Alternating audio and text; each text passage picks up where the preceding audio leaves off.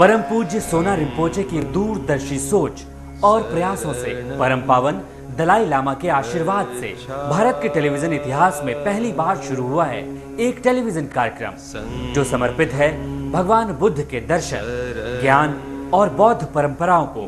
कार्यक्रम में दुनिया के तमाम बड़े बौद्ध धर्मगुरु, बौद्ध ज्योतिष शास्त्री रोज आप तक पहुंचा रहे हैं अमूल्य जानकारियां। सबसे पहले देखिए बौद्ध धर्म से जुड़ी महत्वपूर्ण जानकारियां। हिमालय की इन चोटियों में दूर दूर तक फैले विशाल और खूबसूरत बर्फ की चादर ही नहीं है, बल्कि एक अनमोल खजाना भी है। गंभीर लाइलाज बीमारियों को ठीक करने वाले औषधीय गुणों से भरपूर पेड़ पौधे, हर्ब्स, जड़ी बूटियों का बेशकीमती खजाना। भगवान बुद्ध के चिकित्सा ज्ञान और इन्हीं अनमोल जड़ी बूटियों के खजाने से करीब 2500 वर्षों में हिमालय क्षेत्र में विकसित हुई है एक अनोखी और बेहद कामयाब चिकित्सा पद्धति सोवा रिपा। भारत में अरुणाचल प्रदेश, सिक्किम, दार्जिलिंग से लेकर लाहौल स्पीति और लद्दाख तक और विदेशों में नेपाल, भूटान, तिब्बत तक फैले इस अनोखी चिकित्सा पद्धति सोवा रिपा के बेहतरीन नतीजे मिल रहे हैं। गंभीर बीमारियां खत्म हो रही हैं, लोग रोगों से मुक्ति पा रहे हैं। हिमालय क्षेत्र की इस बेहतरीन पारंपरिक चिकित्सा पद्धति सोवा रिपा का फायदा आपको भी मिले, आपको भी कठिन रोगों से मुक्ति मिल जाए। इसलिए कार्यक्रम शराब सांगपो लेकर आया है एक विशेष सीरीज जिसमें आपको मिलेगी सोवा रिपा चिकित्सा पद्धति से जुड़ी वो तमाम जानकारियां जो आप जानना चाहते हैं। तो देखिए हिमालय क्षेत्र की चिकित्सा पद्धति सोवा रिपा का चमत्कार।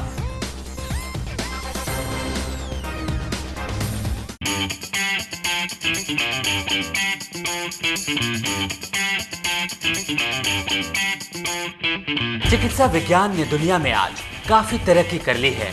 गंभीर से गंभीर खतरनाक बीमारियों का भी इलाज ढूंढ लिया है, लेकिन हर बीमारी का इलाज एक नहीं है, हर मर्ज की दवा एक नहीं है। दुनिया में सैकड़ों चिकित्सा पद्धतियां हैं और एक ही बीमारी का इलाज अलग अलग चिकित्सा पद्धतियों में अलग तरीके से किया जाता है। मरीज ठीक किए जाते हैं। हिंदुस्तान में भी एलोपैथ, नेचुरोपैथ, आयुर्वेद जैसी कई चिकित्सा पद्धतियां मौजूद हैं और इनसे रोगों का इलाज हो रहा है। इन्हीं में से एक है हिंदुस्तान, नेपाल, भूटान और तिब्बत के खासकर हिमालय क्षेत्र में पल बढ़कर विकसित हुई एक चिकित्सा पद्धति सोवा रिपा। ये वो बेहतरीन और बेमिसाल चिकित्सा पद्धति है जो बीमारी को दबाने में या तत्कालिक उपचार में यकीन नहीं रखती, बल्कि बीमारी को जड़ से खत्म करने का उपाय करती है। Tibetan medical system is one of the three major medical system practice in Asia, and I can say that the first is Indian Ayurveda, and second is the Chinese medicine, and third we can say the Tibetan medicine. People nowadays, they really expect the treatments very quickly. They want a very speedy recovery, and as a practitioner of Tibetan medicine, I'll definitely say this is a wrong kind of thought, because for a chronic disease, if you try to have a speedy recovery, therapy means you can only suppress the pains and aches from that disease, but it cannot uproot. बीमारी को जड़ से खत्म करना सोवा रिपा चिकित्सा पद्धति का सिद्धांत है। इसलिए इसमें दवाइयों से लेकर इलाज के तरीके या थेरेपीज भी वो इस्तेमाल किए जाते हैं जो प्राकृतिक होते हैं। मसलन दवाइयों के लिए हर्ब्स या दूसरी प्राकृतिक चीजें इस्तेमाल की जाती हैं और गंभीर बीमारियों के इलाज के लिए वही थेरेपीज इस्तेमाल किए जाते हैं जिसका कोई साइड इफेक्ट नहीं होता। Tibetan medicine has, I can say, almost no side effects because it is so mild medicine. All the precautions are taken in preparing the medicine so that there will be no side effects from the medicines. औषधीय गुण वाले कंदमूल पौधों से ही कई असाध्य रोगों का इलाज हुआ है। इसलिए सोवा रिपा चिकित्सा पद्धति करीब 2500 साल से जिंदा है, फल फूल रहा है और आज एशिया की 3 बेहतरीन पारंपरिक चिकित्सा पद्धतियों में इंडियन आयुर्वेद और चाइनीज मेडिसिन के बाद सोवा का ही नाम आता है। सोवा चिकित्सा पद्धति में कैसे की जाती है रोगों की पहचान और कैसे शुरू होता है उपचार, आप जानेंगे अगले एपिसोड में।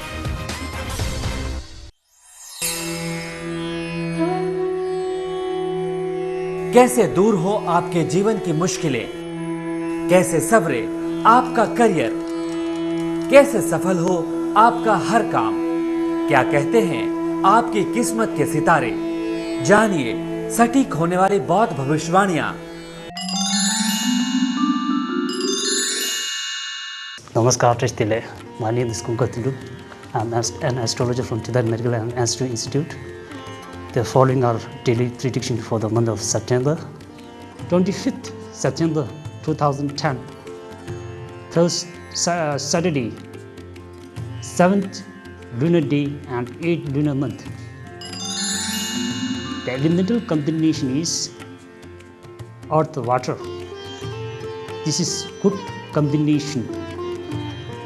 It brings youthfulness and happiness. Good day to enjoy parties, celebrations and etc. This day is also good to raise prayer flags. The specific thing that you should refrain from is wedding or engagements.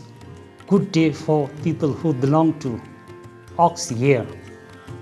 And for construction workers and craftsmen, Pumtong is at east direction, so important works should not be done while facing east direction. 26th September 2010, Sunday, 18th lunar day, 8th lunar month. The elemental combination is fire, water. This is not a good combination, and this brings death, but negative activities such as killing, fighting, cursing will be forceful. This day is also inauspicious in taking part in funerals. A BT starts moving from 11 a.m. and therefore parsec therapies during this day is unfavorable. Pumtong is at east direction, so important works should not be done while facing east direction. 27 September 2010, Monday, 19 lunar day, 8th lunar month. The elemental combination is water, wind. This is unfavorable combination which brings disharmony and separations among friends. Therefore, don't believe in rumors and gossips. Avoid Lomche. It is 3 years to observe 1 year death anniversary for the deceased. Unfavorable day to do Naga Pujas. From today onwards till 20th lunar day of the next month, Pumtong or empty vase will be at south direction. So important activities should not be done while facing south direction. Thanks for watching. See you tomorrow at same time in same channel.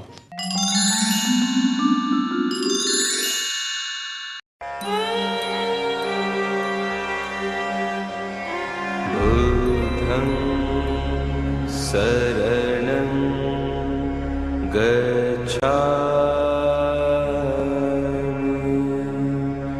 क्या है भगवान बुद्ध का दर्शन, बौद्ध धर्म का गूढ़ ज्ञान, कैसे मिले दुख से मुक्ति, कैसे पाए बुद्धत्व, क्या है धम्मम, क्या है संगम। ये कार्यक्रम आपको रोज दे रहा है ऐसे तमाम सवालों के जवाब। आज बौद्ध धर्म के प्रकांड विद्वान से जानिए भगवान बुद्ध का दर्शन और बौद्ध धर्म का सही ज्ञान।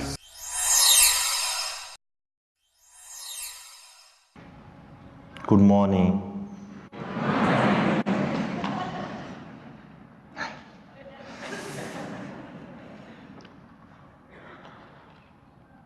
When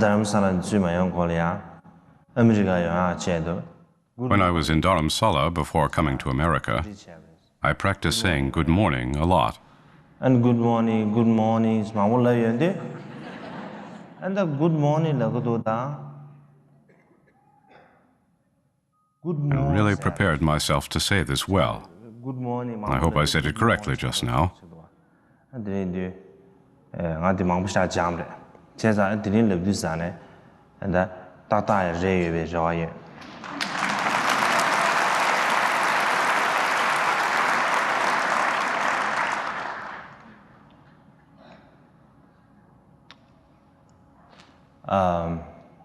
Tanto good evening, the afternoon. I still have other phrases on the ready, such as good afternoon and good evening. Good evening, the afternoon. So I hope I have the opportunity to say these to you in the future.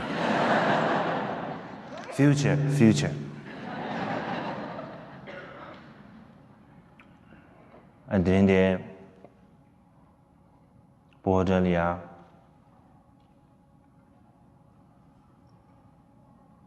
and then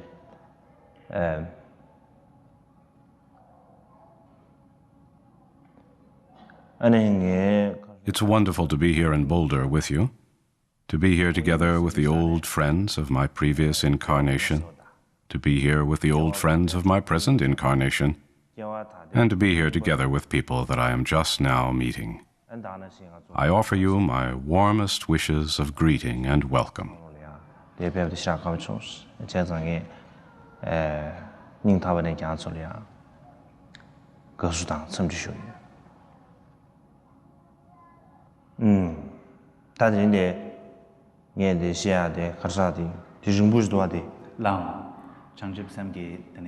Healing Jesus, earth, healing earth.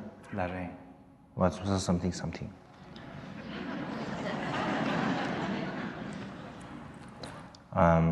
Today do that detail ma Today do that nge kasi. Today I am scheduled to give a talk entitled Healing the Environment Through the Mind of Awakening.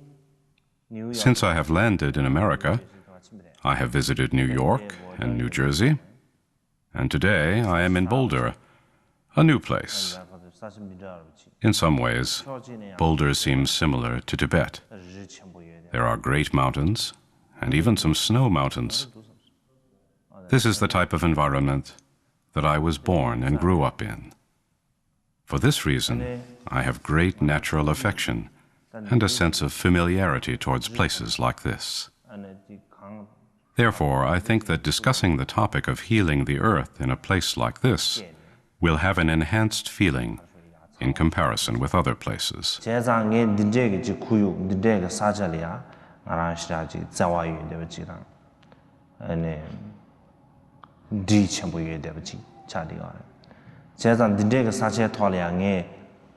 of the earth. More healing, more feeling you have children. Some of those.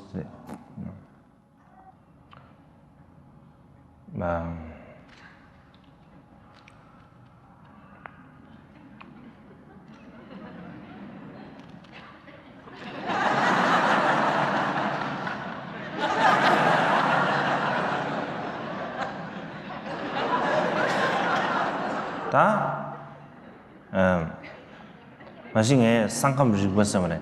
Sankam Rigbasa, science, geology. I am very interested in healing the environment, but I should be clear that I do not have a degree in geology. I do not possess extensive knowledge, born of research about the external data of our environment. However, I am interested in the spiritual aspect of healing the environment. In my opinion, the interdependent relationship between the outer world and the inner world is very important. If our inner world is pure, the outer world will also become pure. If the outer world is clear and pure, the inner world, that is the mind, will also become pure. This dependent connection between the inner and outer is an important factor that is always at play in our lives. In the world outside, The other day, when I was giving a talk in New York, I could see only the audience members who were directly in front of the stage. Because of the stage lights and the way the room was lit, I couldn't see anyone in the upper balconies or toward the rear of the room. It wasn't a very comfortable situation to be in. But today, since I see everyone, the outer world of this talk is a very favorable one. Even though I didn't really prepare all that much to say today, by the power of my being able to see all of you, I now have a few specific things that I would like to say. This too is due to the interdependence of outer and inner. I feel that it is very important to be able to see the people whom I am addressing.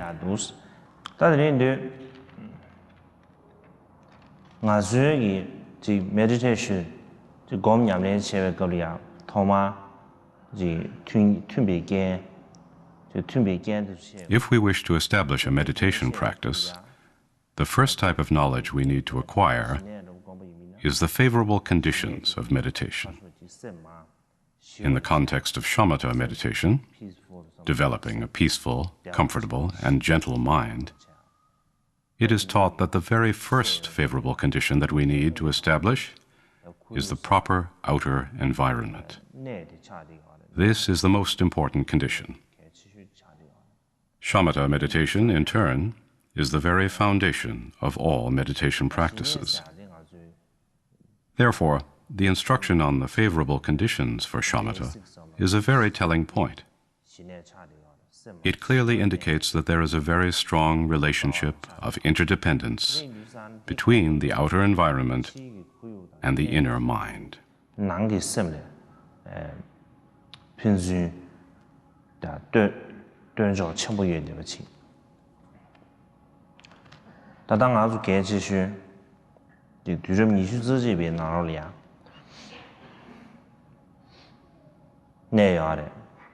In this 21st century, our environment is changing rapidly. The environment faces a great many dangers due to these changes. Everyone is familiar, for example, with the threats posed by global warming. Since our thoughts of the environment are rife with concerns and fears in this way, how then are we to go about establishing fundamental peace in our minds? If we want to turn our attention inside and rest our minds evenly, are the conditions that would enable us to rest our minds fully present? It is important for us to reflect on these questions.